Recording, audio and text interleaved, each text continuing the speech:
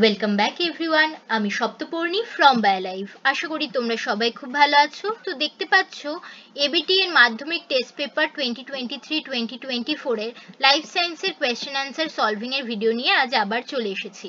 আজ করতে চলেছি 507 নাম্বার পেজের 507 নাম্বার পেজের যে লাইফ সায়েন্সের সেটটা রয়েছে সেটার 1 মার্কের কোয়েশ্চেনগুলো। আমি আমার চ্যানেলে অলরেডি একটা ডেডিকেটেড প্লেলিস্ট বানিয়ে দিয়েছি যেখানে তোমরা এবিটি এর টেস্ট পেপারের মাধ্যমিক টেস্ট পেপারের যত লাইফ সায়েন্সের কোয়েশ্চেন রয়েছে সব পেয়ে যাবে পেজ নাম্বার ওয়াইজ। ঠিক আছে, তো সেটা তোমরা আমার চ্যানেলের প্লেলিস্ট সেকশনে গেলে পেয়ে যাবে। ওকে, তাহলে চলো আর দেরি না করে ভিডিও স্টার্ট করছি।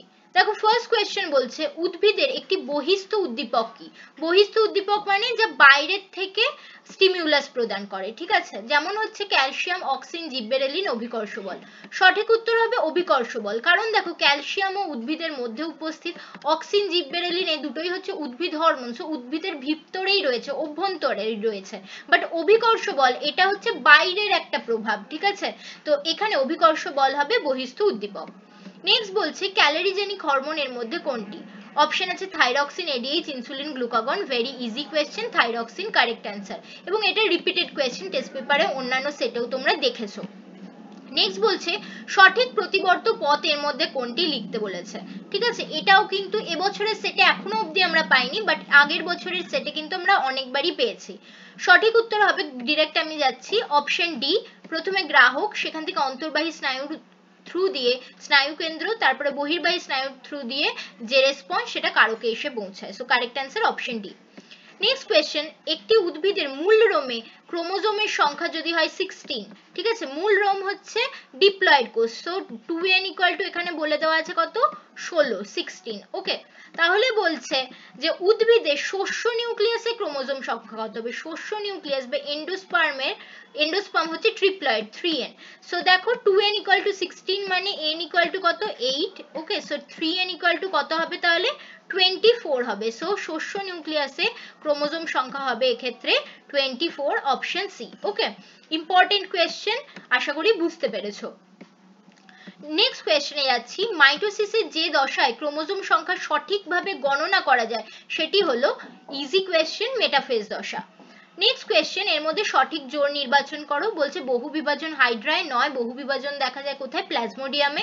খন্ডিভবন স্পাইরোগাইরা, একদম সঠিক, খন্ডিভবন স্পাইরোগাইরাতে দেখা যায়। So correct answer option B. Next বলছে মটর গাছের ক্ষেত্রে কোনটি প্রচ্ছন্ন গুণ বলো?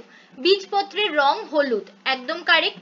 ফুলের বর্ণ সাদা, এটা কিন্তু তোমার প্রচ্ছন্ন বৈশিষ্ট্য। ঠিক আছে, এই বীজপত্রের রং হলুদ এটা ছিল প্রকট বৈশিষ্ট্য, প্রচ্ছন্ন নয়। বাট ফুলের রং সাদা এটা কিন্তু প্রচ্ছন্ন বৈশিষ্ট্য। তো কারেক্ট হচ্ছে অপশন বি। ওকে, নেক্সট যাচ্ছি, দেখো মানুষের ডিম্বাণুর ক্রোমোজোম বিন্যাস লেখো। ডিম্বাণু মানে সেটা কি, সেটা হচ্ছে হ্যাপ্লয়েড, সেখানে 23টা ক্রোমোজোম থাকবে, এবং ডিম্বাণু মানে সেটা ফিমেল, সেখানে 22টা অটোজোম প্লাস একটি এক্স ক্রোমোজোম থাকবে। সো কারেক্ট অ্যান্সার 22A, 22টা autosome plus X chromosome. Got it.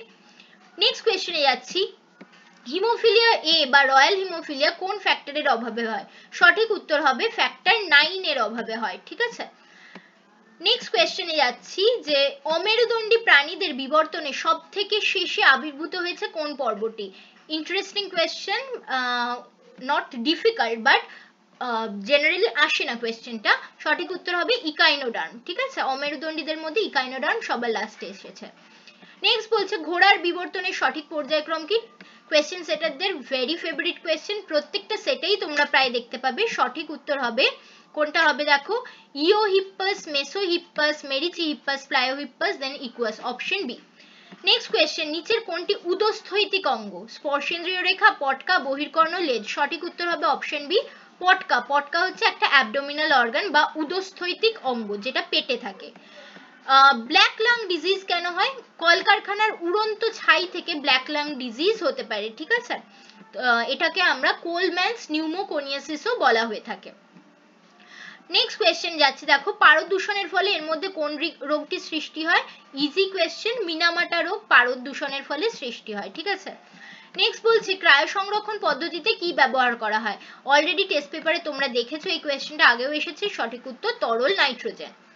Next কোয়েশ্চেনে যাচ্ছি, শূন্যস্থান পূরণ করতে হবে। তো শূন্যস্থান পূরণ করার আগে আমি তোমাদের সবাইকে রিকোয়েস্ট করব, যারা চ্যানেলে নতুন ভিডিও দেখছো বা অনেকদিন ধরে ভিডিও দেখছো বাট চ্যানেলটাকে এখনো সাবস্ক্রাইব করোনি, তারা অবশ্যই চ্যানেলটাকে সাবস্ক্রাইব করে রাখো নিচে বেল বাটন প্রেস করে, যাতে আমি যখনই টেস্ট পেপার সলভিং এর কোনো ভিডিও দেব তোমরা সবার আগে তার নোটিফিকেশন পেতে পারবে। এখন আমি যদিও 1 মার্কের কোয়েশ্চেন করাচ্ছি, বাট এরপর আমি 2 মার্কস 5 মার্কস করাবো এবং আলটিমেটলি তোমাদের লাইফ সায়েন্সের সাজেশনও দিয়ে দেবো। তো সেগুলোর ভিডিওর নোটিফিকেশন তাড়াতাড়ি পেতে হলে তোমাদের সাবস্ক্রাইব করাটা জরুরি। আর অবশ্যই ভিডিও ভালো লাগলে লাইক করতে ভুলো না, শেয়ার করো বন্ধুদের মধ্যে, এবং অবশ্যই নিচে কমেন্ট করে জানিও ভিডিও কেমন লাগছে। কোনো কোয়েশ্চেন থাকলে জানাতে পারো, কোনো ডাউট থাকলেও লিখে জানাতে পারো, আমি অবশ্যই সলভ করে দেবো। এবং তোমাদের কাছে আমার এটাই রিকোয়েস্ট যে একটা সাবস্ক্রাইব, একটা লাইক, শেয়ার বা কমেন্ট, এগুলো তোমাদের কাছে কিন্তু ফ্রি অফ কস্ট, কোনো টাকা পয়সা লাগবে না, বাট এগুলোর আমার কাছে কিন্তু অনেক ভ্যালু। এগুলোই আমাকে মোটিভেট করে তোমাদের জন্য আরো আরো নতুন ভিডিও তাড়াতাড়ি নিয়ে আসতে। সো অবশ্যই এগুলো করে দিও। চলো নেক্সট কোয়েশ্চেনে যাচ্ছি, নারকেলের তরল শস্যে ড্যাশ নামক ফাইটো হরমোন থাকে? সঠিক উত্তর সাইটোকাইনিন। নেক্সট বলছে ডিএনএ তে গুয়ানিনের পরিপূরক ক্ষার কোনটি? গুয়ানিন বা জি, ঠিক আছে, গুয়ানিনের পরিপূরক হিসেবে থাকে সাইটোসিন বা সি। সো কারেক্ট অ্যান্সার হবে সাইটোসিন। নেক্সট বলছে পুরুষ মানুষের দু প্রকার শুক্রাণু তৈরি হয়, তাই এদেরকে কি বলা হয়? তাই এদেরকে হেটেরোগ্যামেটিক বলা হয়। যেহেতু হেটেরো মানে বিভিন্ন, তাই হেটেরোগ্যামেটিক, দু প্রকারের গ্যামেট হয় বলে। কালকাসুন্দা ফুলের ড্যাশ হলো নিষ্ক্রিয় অঙ্গ? কালকাসুন্দার স্ট্যামিনোড হচ্ছে নিষ্ক্রিয় অঙ্গ, ঠিক আছে, যেগুলো হচ্ছে নিষ্ক্রিয় পুংকেশর বলা যেতে পারে। ভারতবর্ষের জীববৈচিত্র্য হটস্পটের সংখ্যা কটি? 4টি, ঠিক আছে।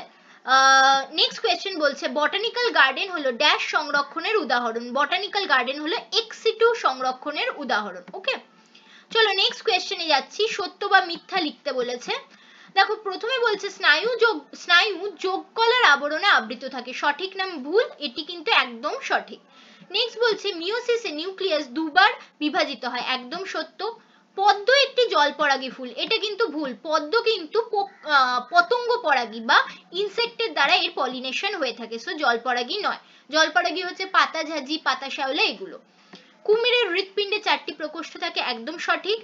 কলেরার জন্য দায়ী অণুজীব একটি আদ্য প্রাণী, এটা কিন্তু একটু ট্রিকি কোয়েশ্চেন, ঠিক আছে, ইম্পর্টেন্ট মার্ক করে রাখো। দেখো কলেরা কিসের দ্বারা হয়? ভিব্রিও কলেরি নামক তোমার ব্যাকটেরিয়ার দ্বারা কলেরি হয়, ঠিক আছে,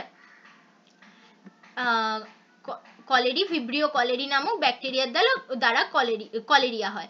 এবার তোমরা বুঝতেই পারছো ভিব্রিও কলেরি হচ্ছে এক ধরনের ব্যাকটেরিয়া, ঠিক আছে, ব্যাকটেরিয়া। আর আদ্য প্রাণী বলতে কাদের বোঝানো হয়? আদ্য প্রাণী বলতে বোঝানো হয় প্রোটিস্টাদের, ঠিক আছে, প্রোটিস্টাদের বোঝানো হয়।